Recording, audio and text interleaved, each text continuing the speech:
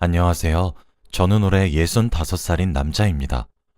저희 집은 자식이 2명 있는 네 식구고 아들과 딸이 하나씩 있어요.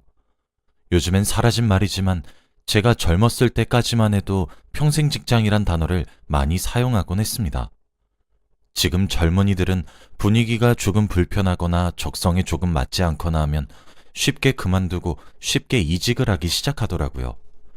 제가 젊었을 적에 그러면 온갖 소리를 들어야 했는데 말이죠. 젊은 놈이 패기가 없네. 젊은 나이에 고생해야 말년이 편하네. 이런 소리들을 말이에요. 저는 40년 동안 한 직장에서 일을 하다가 그만두었습니다. 사실 정년 퇴임을 해야 되는 나이가 훨씬 지났음에도 불구하고 아직 딸 자식이 시집을 가지 못해서 계속 일을 하고 있어요. 공장에서 40년 정도 일을 했는데 이 정도 일하면 사실 사장님의 측근에서 일을 할 수 있습니다. 사장님 따라 해외 출장도 제가 옆에서 동행했고 그러면서 신뢰를 두텁게 쌓았어요. 그랬더니 사장님도 제 나이가 많이 늙었는데도 아직 일을 맡겨주십니다. 그런데 환갑이 넘어가고 60대 중후반을 바라보니 체력적으로 정말 힘에 부치더군요. 딸 자식까지 시집 보내고 일을 그만두려고 했었는데 내가 언제까지 뒷바라지를 해야 하나 하는 생각도 들고 우리 딸내미가 그래도 직장도 빵빵하니 돈도 잘 벌거든요. 그래서 그런지 제게 기특하게도 퇴사를 권유하더라고요. 일 그만두고 집에서 쉬시라고 자기도 이제 돈도 잘 벌고 그런다고 하면서요. 이런 맛에 딸을 키우는 거구나 싶었습니다. 40년을 일했었던 직장이었기에 제게 남다른 곳이라 사실 정말 고민이 많았어요. 하지만 몸도 자꾸 아프고 나이도 있고 그래서 사장님께 말씀드리고 평생 직장이었던 곳을 떠나게 되었습니다. 그런데 평생 동안 새벽에 일어나 출근을 했고 밤늦게 퇴근을 하는 일만 해온 촌놈이었던지라 집에서 쉬기만 하는 게 오히려 너무 불편하더라고요. 몸도 찌뿌둥하고 그래서 처음엔 저희 집사람과 집 근처에 커피도 한잔 마시러 가기도 하고 근교에 산책하러 가기도 하고 맛있는 것도 먹으러 갔었어요. 그런데 원래라면 일주일에 한두 번 정도 그렇게 자유시간을 가졌었거든요. 주말이나 이런 시간에 말이에요. 저는 또 토요일에도 자주 출근을 했었던 사람이라 그렇게 매일 자유롭고 여유롭게만 산다는 것이 참 어색하더라고요. 그리고 한평생을 이리 치이고 저리 치이며 살아온 제게 오히려 여유라는 것은 몸에 맞지 않은 옷을 입고 있는 것만 같았습니다. 그렇게 한 6개월 정도를 쉬었나? 진짜 몸에 좀이 쑤셔서 안 되겠더라고요. 젊어서 고생을 많이 하면 말년이 편하다던데 돈도 써본 놈이 잘 쓴다고 그것도 편해본 놈들만 편해질 수 있나 봅니다. 그래서 아파트 경비 일을 알아보게 되었어요. 운이 좋게 일을 알아보기 시작한 지 얼마 지나지 않아 한 고급 아파트에서 일을 할 수 있게 되었습니다. 딸과 아들은 다 늙어서 왜 또 고생을 하려고 하시냐. 엄마가 좀 말려봐라. 자식들이 다 잘 살아있고 용돈도 넉넉히 주는데 왜 고생을 사서 하시려 하시냐 말렸는데 집사람만 제 마음을 알아주더군요. 얘들아, 아빠 좀 내버려둬. 한평생 가장 노릇하랴 너네들 뒷바라지하랴. 얼마나 바쁘게 살아왔었는데. 우리 형편에 너희 그렇게 번듯하게 살 수 있게 한 것도 다 너희 아버지 덕이야. 그렇게 일개미처럼 살아만 왔었던 사람이 어떻게 하루아침에 배짱이처럼 노는 게 가능하겠니? 그것도 하루 이틀이지. 지금 너희 아버지는 일 못하면 오히려 병날 사람이야. 당신도 너무 무리하지 않는 선에서 일하고 그래요. 알겠죠? 라고 하더라고요. 그렇게 일하게 된 아파트 경비일은 생각보다 적성에 잘 맞았습니다. 다들 경비일이 힘들다고 하시더라고요. 그런데 제가 맡은 아파트는 그곳에 살고 있는 사람들이 인성이 다 좋으신 분들인지 몇몇 분들을 빼고는 경비라고 하대를 하거나 그러신 분들이 없으셨습니다. 부자 동네 아파트라서 그런지 여유가 많이 넘치시기도 하셨고요. 다들 친절하시고 근처를 지나가면 제게 먼저 수고가 많으십니다 하고 말을 건네기도 하고 고생 많으시다고 먹을 것을 가져다 주시기도 하시거든요. 대다수의 사람들이 그렇게 친절하지만 사실 몇몇의 사람들은 정말 괴롭게 만듭니다. 제가 겪었던 일 중 가장 충격적인 사건은 경비원인 제가 업무를 하는 과정에서 술 취한 주민이 저를 폭행한 사건이었습니다. 그날은 비가 엄청나게 많이 쏟아지던 장마철이었어요. 제가 관리하는 아파트 쪽 입구에 낯선 외제차 한 대가 스윽 서더라고요. 그때가 새벽 시간이었던 터라 잠시 정차한 건가 싶어서 내버려뒀어요. 출퇴근 시간에 그랬으면 당장 빼라고 했을 텐데 밤 늦은 시간이어서 말이죠. 그런데 30분이 다 되어가는 시간 동안 차에서 아무도 내리지도 않고 시동도 끄지 않은 채로 서 있더라고요. 안 되겠다 싶어 우산을 펼쳐들고 그 외제차에 가까이 다가갔습니다. 창문에 썬팅이 얼마나 짙게 되어 있었는지 까맣더라고요. 게다가 비까지 주룩주룩 내리고 있어서 어두컴컴하기까지 하니 안쪽이 하나도 보이지 않았습니다. 똑똑 창문을 두드리니 안쪽에서 희미하게 욕설을 하는 듯한 소리가 들리면서 창문이 조금 열리더라고요. 외제차 안쪽에선 옅은 술 냄새가 나기 시작했습니다. 안쪽엔 여자 하나와 남자 하나가 있었는데 정말 차마 눈 뜨고 못 볼 짓을 하고 있던 중이었어요. 운전을 하고 있었던 남자는 한 50대 정도로 보이는 아저씨였고 술에 잔뜩 취해 있었어요. 조수석에 앉은 여자는 옷매무새를 만지고 있었는데 딱 봐도 딸뻘 정도 되는 나이겠더라고요. 실례합니다. 이곳에 주차하시면 안 되시거든요. 주차금지 구역이라서 차를 빼주셔야 할 것 같습니다. 라고 말을 했어요. 그랬더니 그 남자는 담배 한 대에 불을 붙여 제 얼굴에 연기를 내뿜으며 경비야, 넌 눈이 없냐?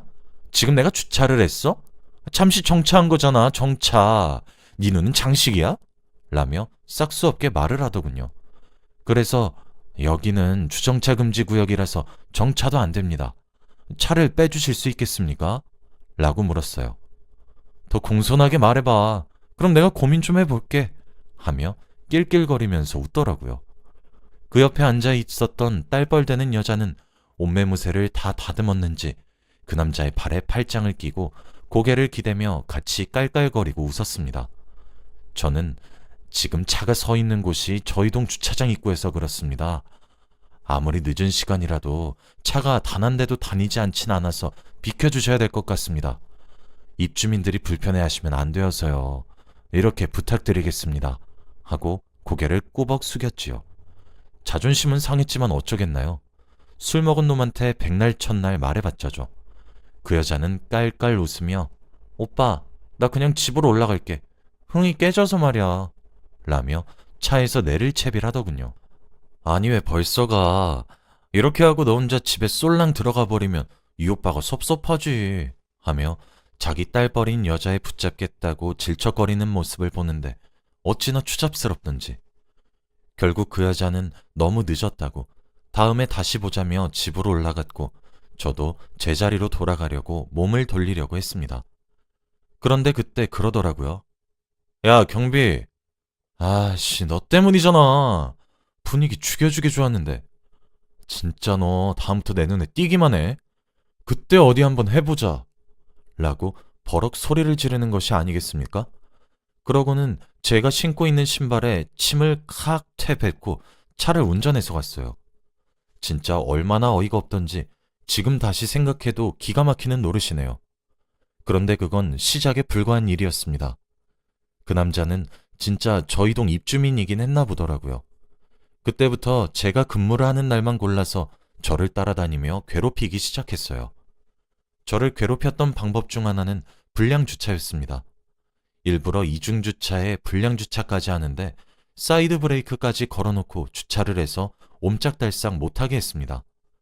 그렇게 정말 사사건건 사람을 들들 볶아댔는데 정말 사람이 피가 바짝바짝 마르더라고요. 나중에 알고 보니 저보다 띠동갑은 어린 사람이었습니다. 그러던 어느 날이었어요. 불량주차가 또 자기 차 앞에 되어 있었던 문의가 들어왔어요.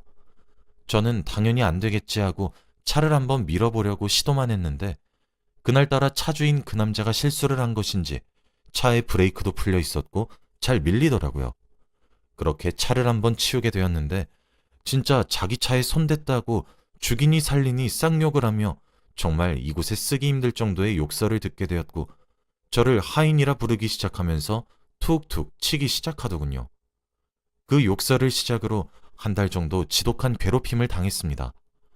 점점 도를 넘어가는 그놈을 보고 진짜 열이 너무 받고 화도 너무 많이 나는데 또 일자리를 생각하면 참아야 하고 그런 아이러니한 상황들이 연속적으로 펼쳐지기 시작했죠. 그쯤 되니 아파트에도 소문이 자자해졌더라고요. 불량주차하는 놈이 있다고 말이에요. 그러던 어느 날 새벽에 순찰을 돌고 있었는데 그때 비 오는 날 만났었던 외제차와 같았고 같은 위치에 서 있었습니다. 그날도 음주운전을 한 모양이더군요. 저는 또 당연히 차를 빼달라 요청하러 다가가야 했어요.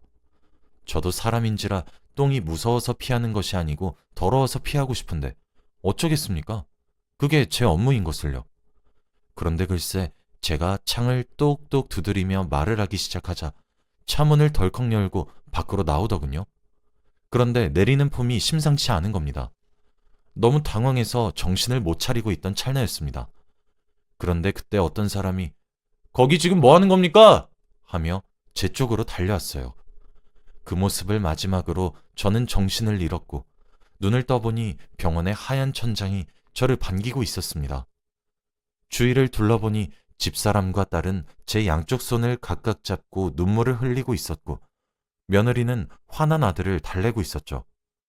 깨어났다 인기척을 내자 집사람이 의사를 불러오더라고요. 의사가 말하길 전치 4주 정도 나올 것 같다고 했어요. 저는 이게 지금 어찌된 일이냐 물어보니 집사람이 제게 말해주었습니다. 아니, 당신은 그런 사람이 당신을 괴롭히려고 하면 일을 그만두든가 도망을 치든가 둘 중 하나는 했어야죠. 진짜 얼굴이 이게 뭐냐고요. 하며 엉엉 소리내어 울면서 말하더군요.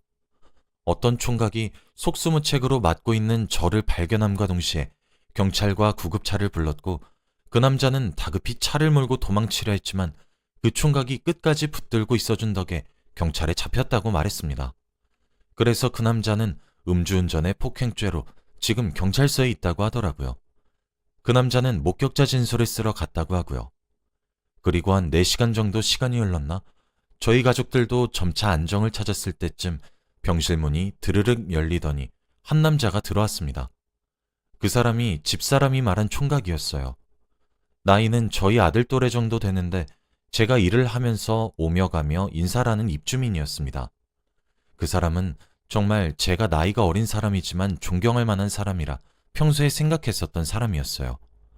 항상 수고가 많다 인사도 건네고 살갑게 말 한마디도 하고 참 착한 사람이었어요. 그리고 하는 일도 이곳에 말할 순 없지만 좋은 일들만 골라서 하시는 사람이었죠. 제게 찾아와 걱정스런 표정으로 괜찮으시냐고 정말 많이 놀랐었다고 좀 어떠시냐고 물어보더라고요. 같은 곳에 사는데 어쩜 그렇게 인성이 다를까 싶었고 저는 그 총각에게 괜찮습니다. 정말 감사합니다. 하고 인사를 했어요. 그런데 마침 그때 딸아이가 제가 마실 음료를 사러 나갔다가 병실로 돌아왔습니다. 그러다 갑자기 어? 하며 소리를 지르는 게 아니겠어요? 그런데 그 총각도 지연 씨가 왜 여기에? 하며 아는 체를 하기 시작하더라고요. 이게 무슨 영문인가 싶어 둘이 아는 사이냐 물어보니 둘 다 서로 얼머부렸습니다. 제 연륜이 말해주기를 딱 봐도 남녀관계처럼 보였습니다. 저는 딸아이에게 딸, 내가 몸이 이래가지고 날 구해주신 분께 음료 한 잔 대접하지도 못하겠는데 네가 좀 대신 해주고 오거라 하니 총각이 괜찮다고 거절을 하더라고요. 그래서 아니 아무리 그래도 그렇지 그렇게 가면 제 마음이 불편해서 그러니 마실 거 하나라도 대접받고 가세요 라고 부탁했어요. 결국 알겠다 대답했고 제 딸과 병실을 함께 나서더라고요. 그 이후 딸에게 이것저것 물어봐도 묵묵부답이어서 저도 금방 잊었습니다. 전치 4주 판단을 받고 병원에 입원을 한 중이었는데 저를 팼던 놈이 찾아왔더군요. 합의를 해달라고 하면서요. 솔직히 부자라고 예상은 했었는데 합의금을 정말 억소리나게 불러서 흔들리긴 했습니다만 합의하지 않았습니다. 그 사람은 뭐든지 돈으로 해결을 하려고 했던 사람이니 돈이 얼마나 우스웠겠어요. 그러니 이번에도 제게 사과는커녕 돈으로 해결하려고 했겠죠. 제 집사람과 자식들도 단단히 화가 나서 소송으로 넘어갔습니다. 사실 3주 동안이나 경비 일을 하지 못하니까 저는 해고당해도 억울하긴 하겠지만 할 말이 없었어요. 입주민에게 피해를 당해 억울할 순 있어도 3주간 자리를 비워야 하는데 다들 알다시피 경비 자리도 정년 퇴임한 사람들에게 귀한 일자리거든요. 그랬는데 아파트 쪽에서 다 나을 때까지 기다릴 테니 푹 쉬시고 출근을 해달라는 요청이 들어왔더라고요. 입주자 동 대표님께서 직접 병원에 문병을 오셨습니다. 그리고서는 제게 봉투 하나를 건네시며 말씀하셨어요. 선생님, 몸은 괜찮으세요? 이건 얼마 되진 않는데 저희가 십시일반으로 조금씩 모은 돈입니다.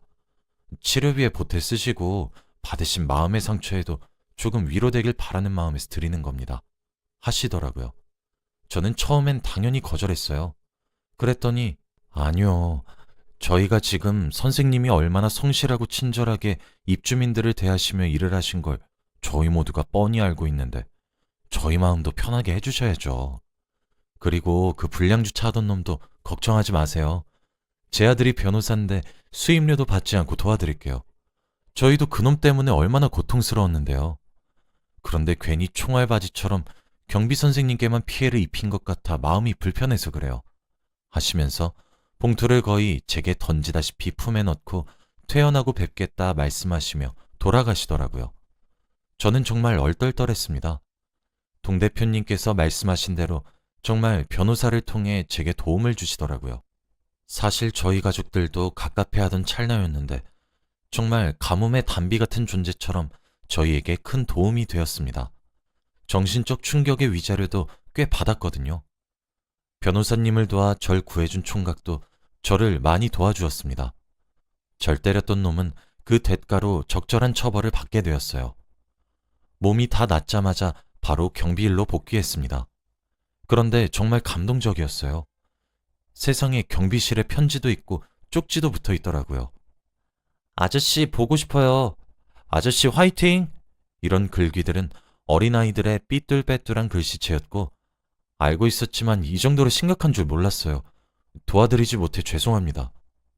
항상 웃으면서 인사해 주시고 작은 택배조차 저희에게 직접 가져다 주시고 항상 성실하셨었던 경비 선생님의 빈자리가 너무 큰 것 같아요. 빠른 쾌유를 바랍니다. 이런 편지들도 많이 있었어요. 세상이 아직 참 따뜻하구나 이런 생각을 가지게 되었다고 해야 하나요? 그리고 경사는 여기에 그치지 않았습니다. 제 연륜의 촉이 딱 맞아 떨어졌더군요.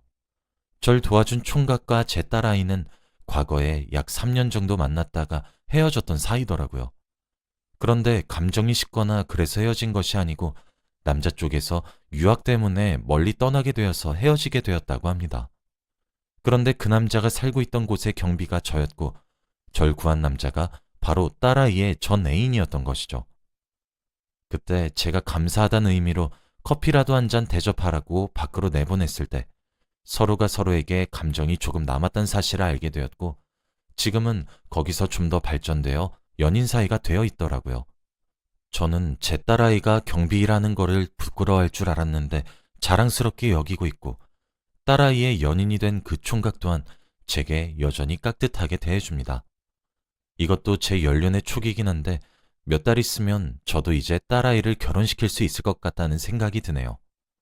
일단 저는 그 총각이 제 마음에 쏙 들거든요.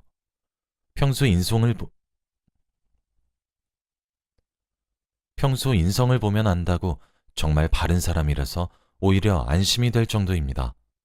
경비 일을 한 지 얼마 되었다고 참 많은 일이 있었네요.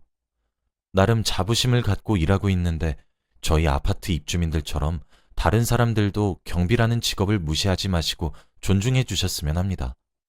제 이야기는 여기까지입니다. 들어주셔서 감사합니다. 여러분들도 항상 행복하세요.